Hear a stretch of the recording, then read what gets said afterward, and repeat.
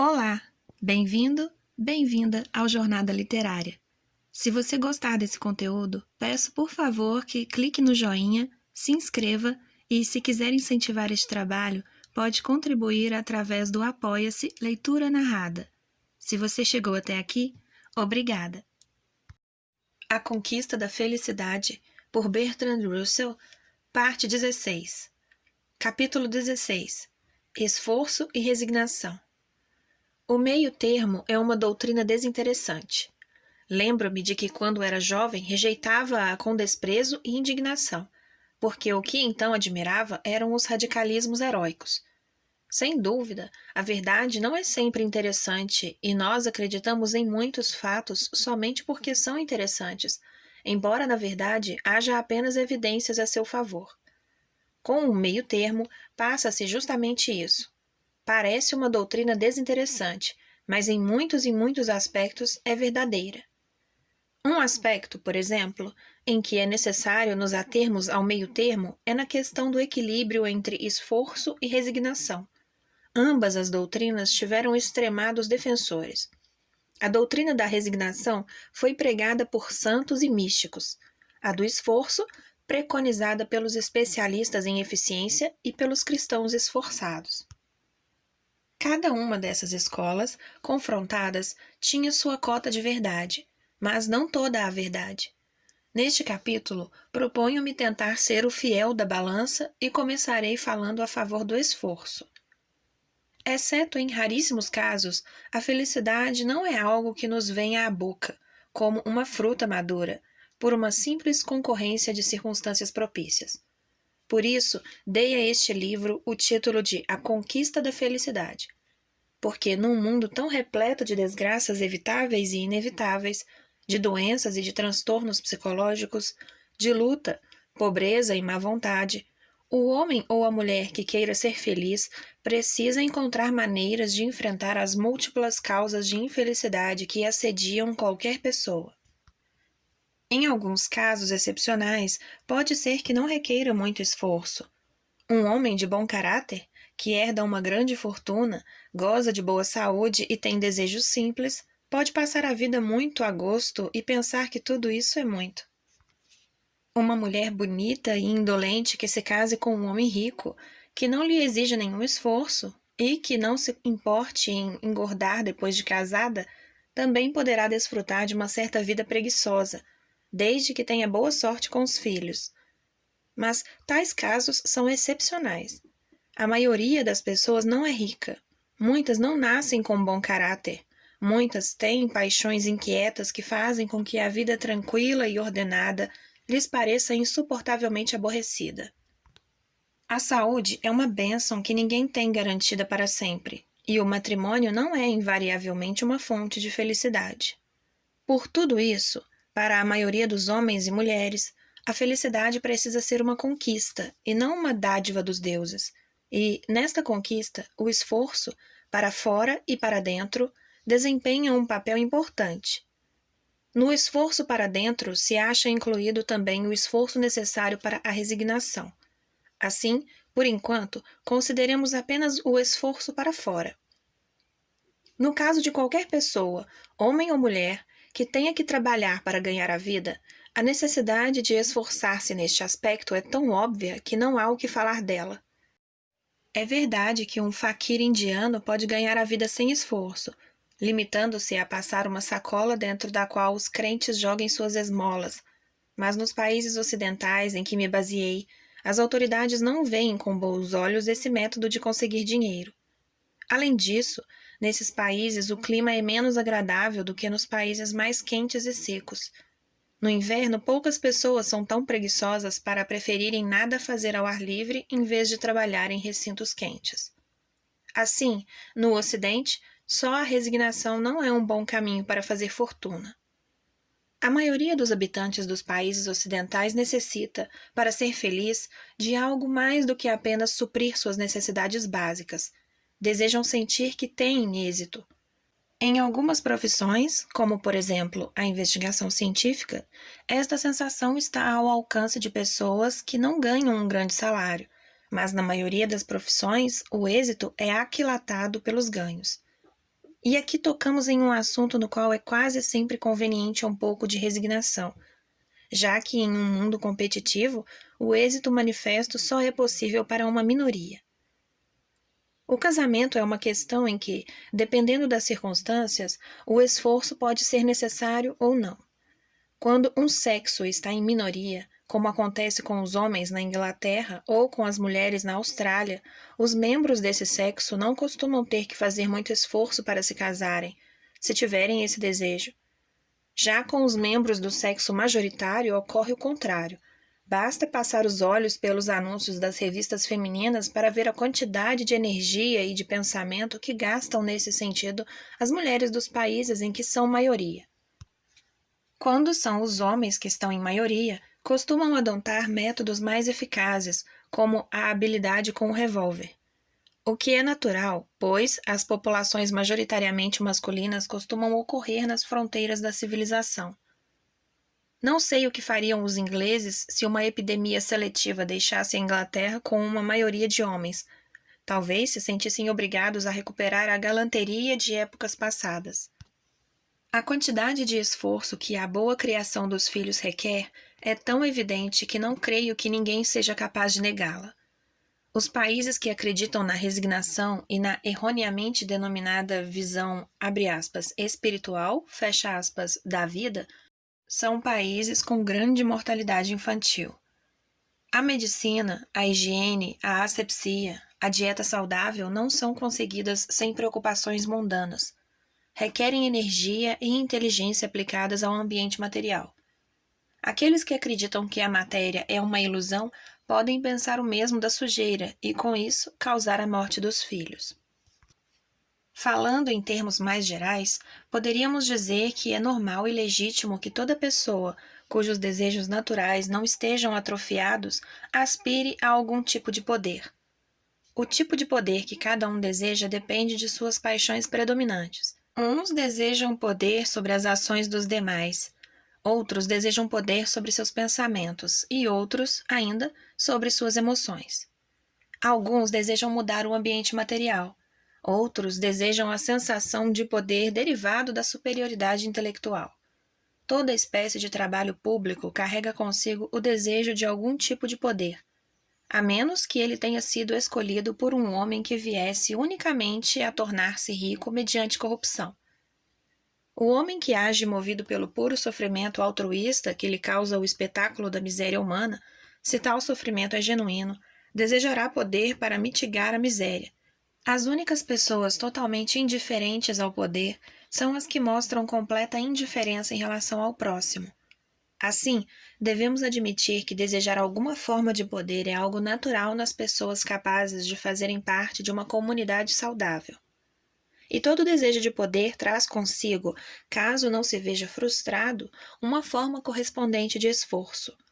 Para a mentalidade ocidental, esta conclusão pode parecer um lugar comum, mas não são poucos os ocidentais que flertam com o que costumamos chamar de, abre aspas, a sabedoria do Oriente, fecha aspas, precisamente quando o Oriente a está abandonando, embora eu reconheça que isto é bastante discutível.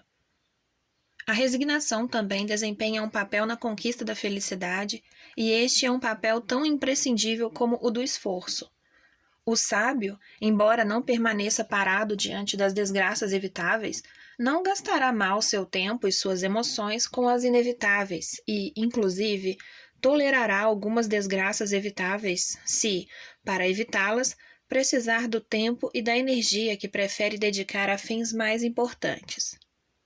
Muitos se impacientam ou se enfurecem diante do menor contratempo e, dessa forma, desperdiçam grande quantidade de energia que poderia ser empregada em algo mais útil.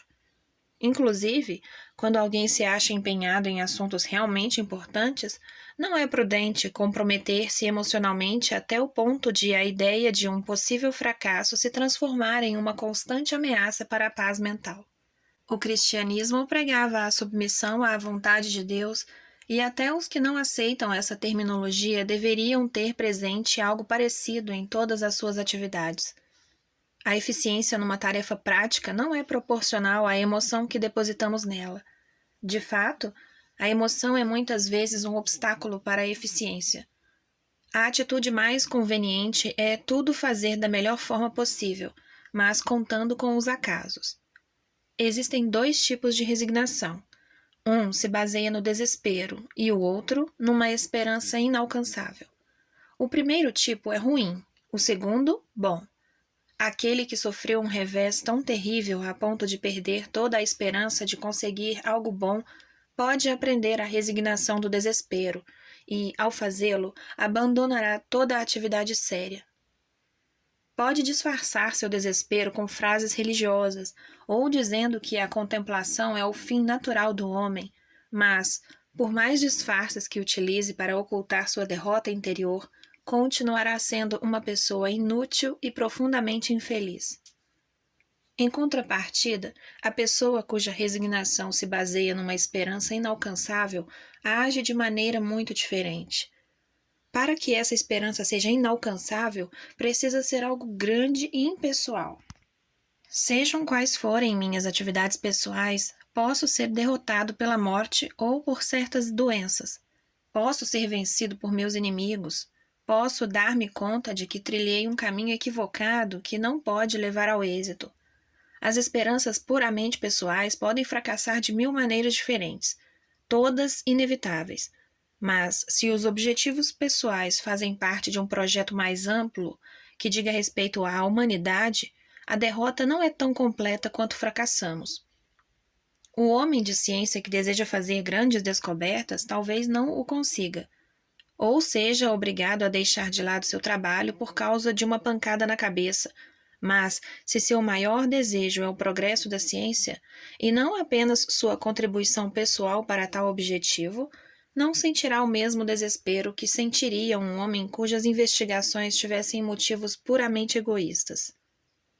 O homem que trabalha a favor de uma reforma necessária pode deparar-se com a eventualidade de que uma guerra anule quase todos os seus esforços e, assim, se ver obrigado a assumir que a causa pela qual trabalhou não se tornará realidade no tempo que ainda lhe resta de vida.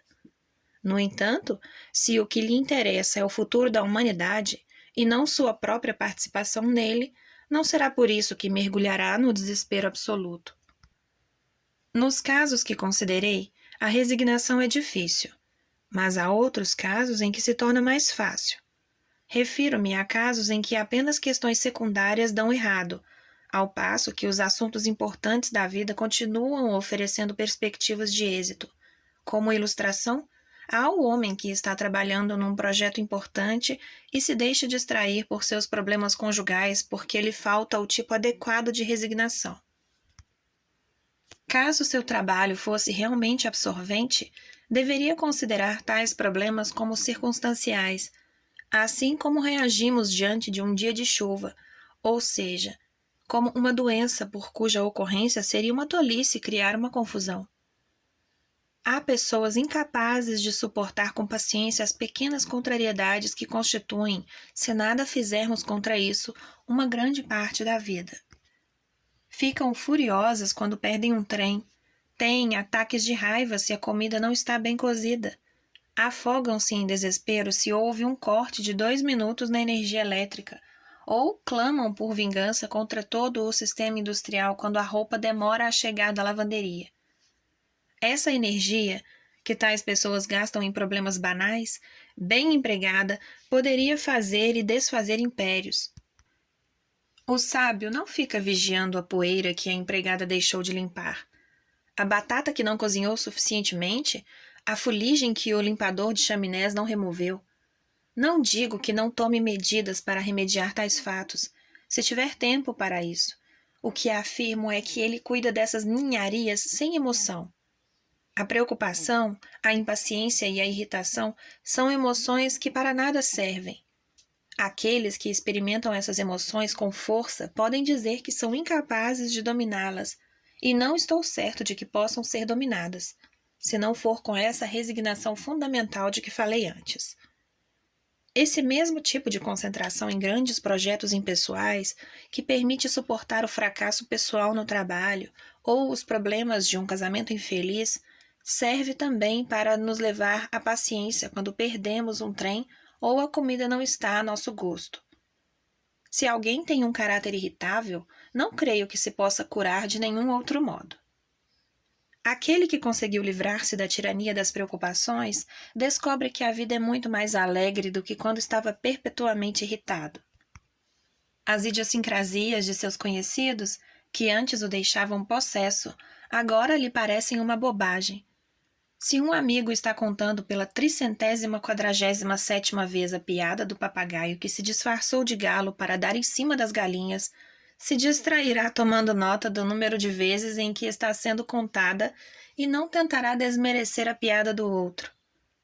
Se descobre que os cadarços dos sapatos não estão amarrados exatamente no instante em que precisa correr para pegar o trem da manhã, pensará depois, com mais calma, que o incidente não tem qualquer importância na história do cosmo.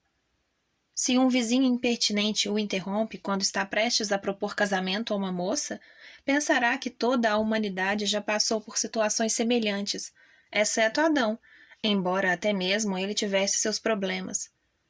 Não há limites para o que podemos fazer para consolarmos-nos das pequenas contrariedades mediante analogias e paralelismos, por mais estranhos e curiosos que sejam. Acredito que toda pessoa civilizada, homem ou mulher, tem uma imagem de si e sente-se incomodada quando acontece algo que parece empaná-la.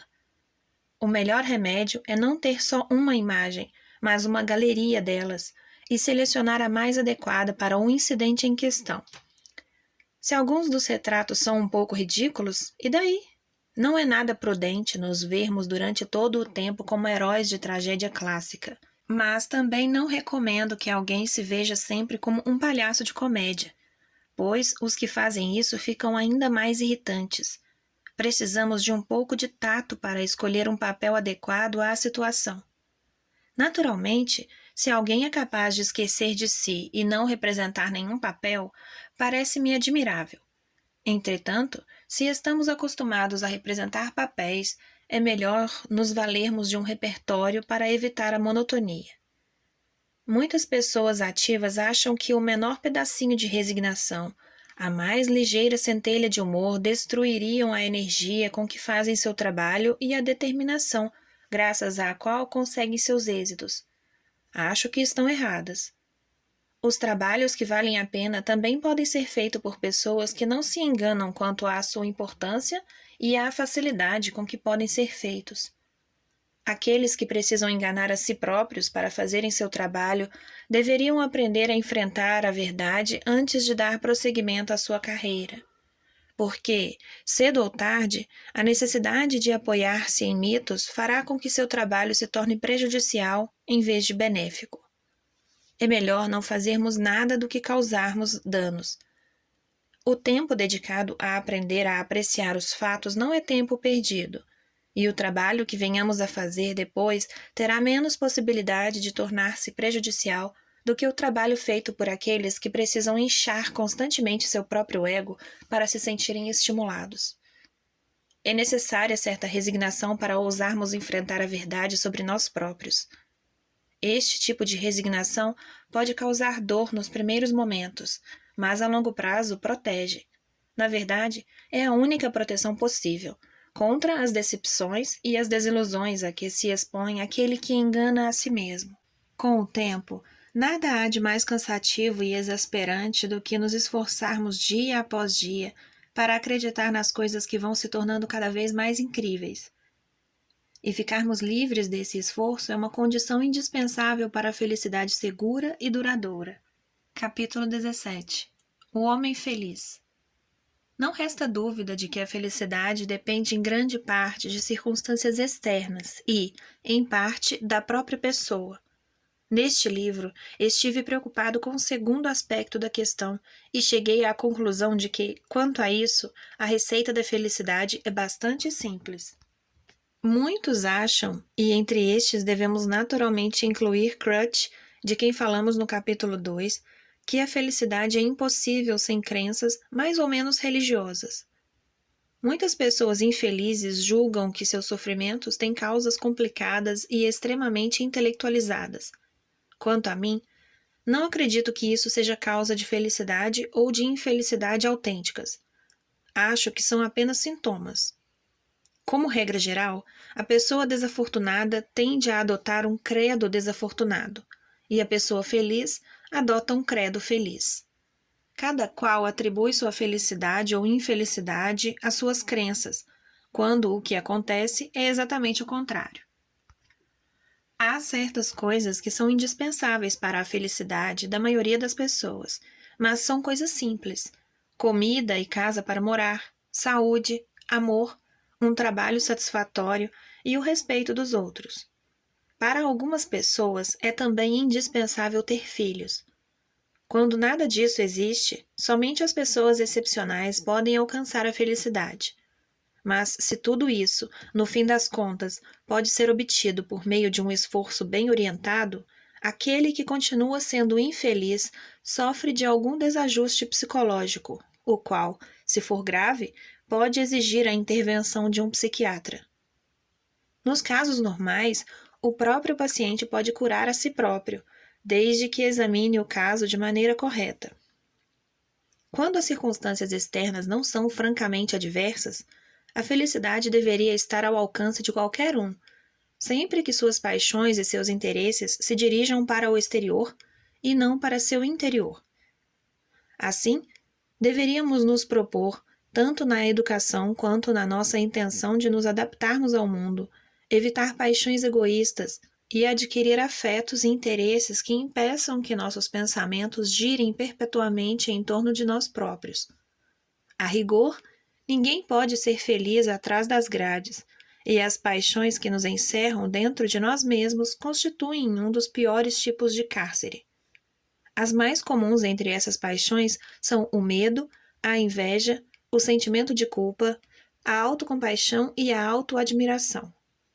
Em todas elas, nossos desejos se concentram em nós mesmos. Não existe um interesse genuíno pelo mundo exterior, só a preocupação de que possa nos causar mal ou deixar de alimentar nosso ego.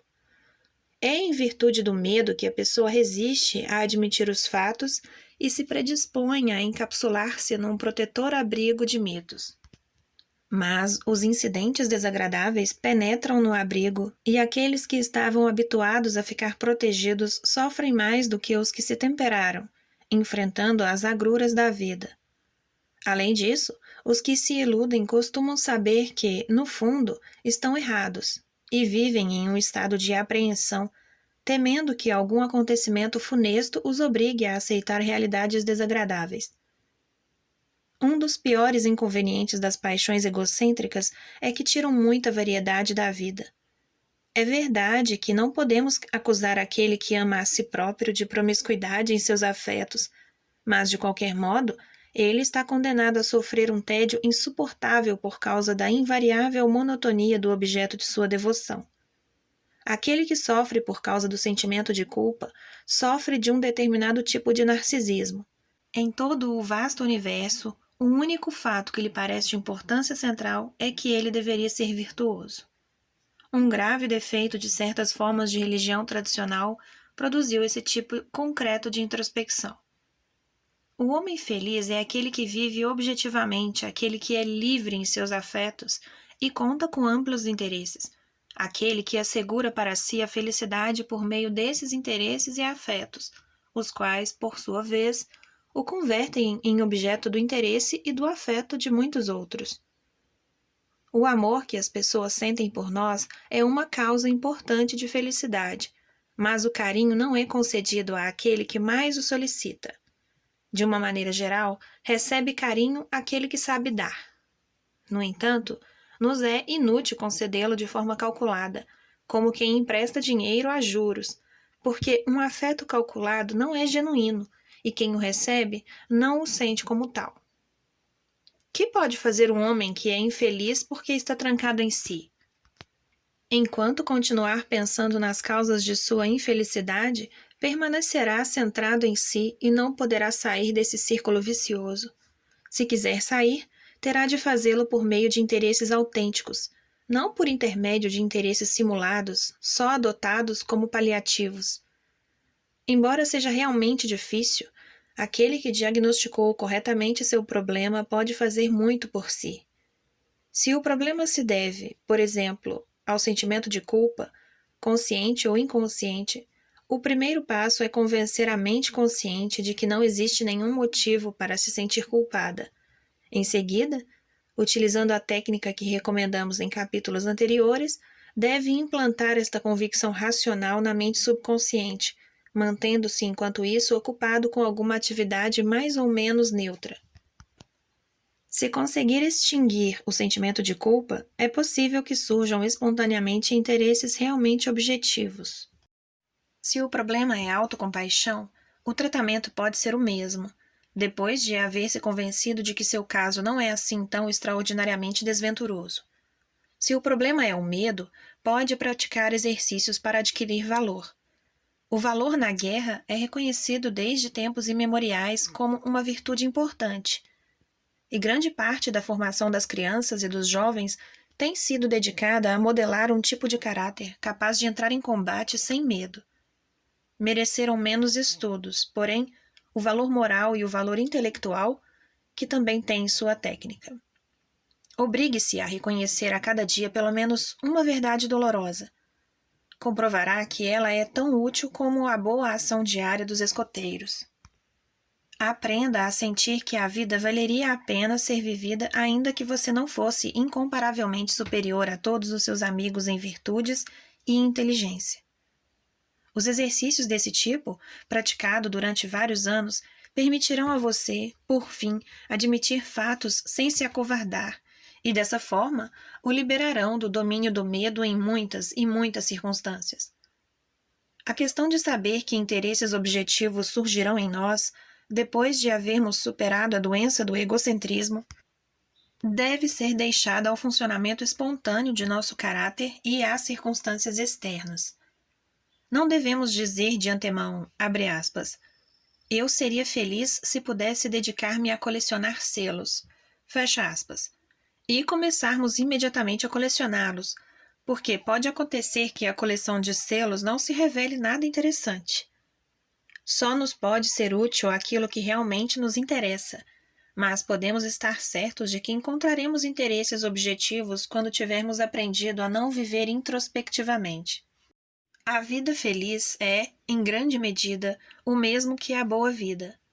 Os moralistas profissionais insistem muito na abnegação e se equivocam ao fazê-lo. A abnegação deliberada deixa a pessoa absorta em si mesma, intensamente consciente do que sacrificou. Consequentemente, muitas vezes fracassa em seu objetivo imediato e quase sempre em seu propósito último.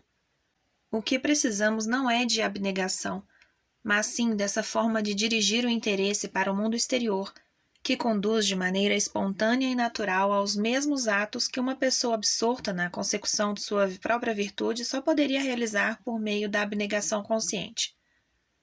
Eu escrevi este livro como hedonista, ou seja, como alguém que considera que a felicidade é o bem, mas os atos recomendados a partir do ponto de vista do hedonista são, em geral, os mesmos que um moralista sensato recomendaria.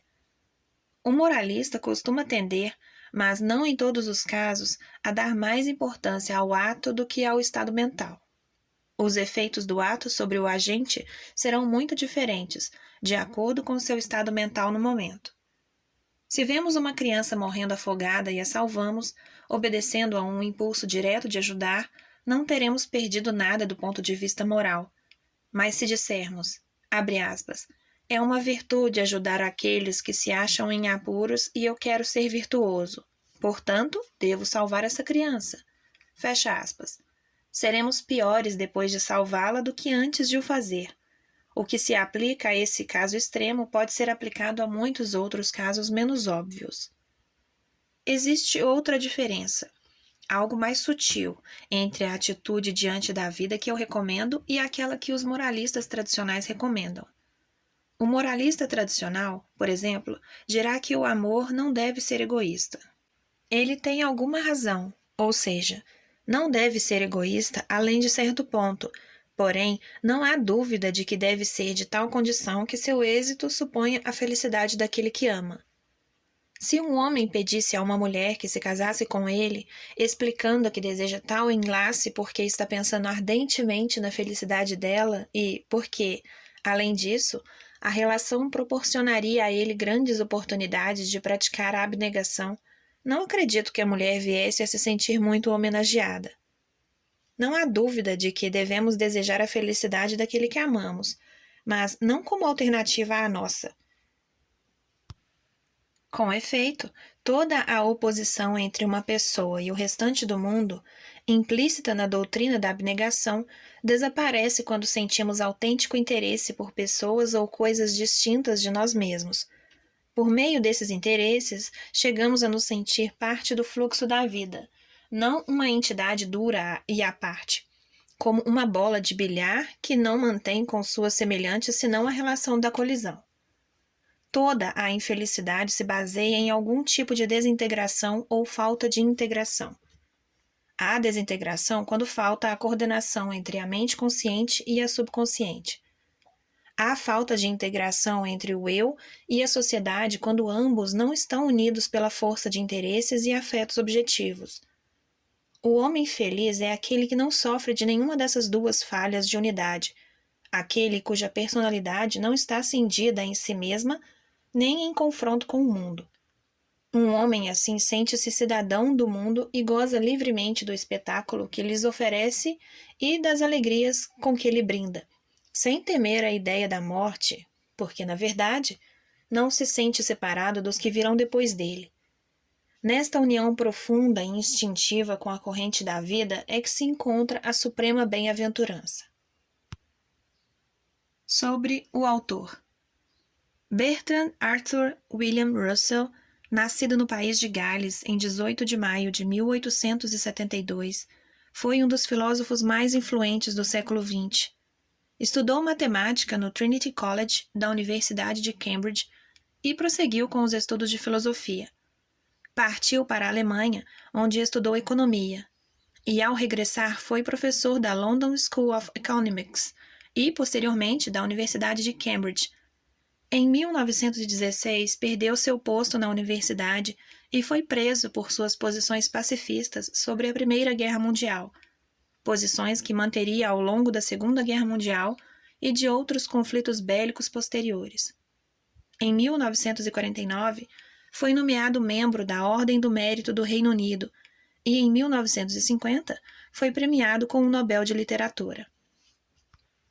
Autor de numerosas obras de temas variados, como filosofia, lógica, matemática, história, sociologia, educação, entre outros, morreu em 2 de fevereiro de 1970 em seu país natal.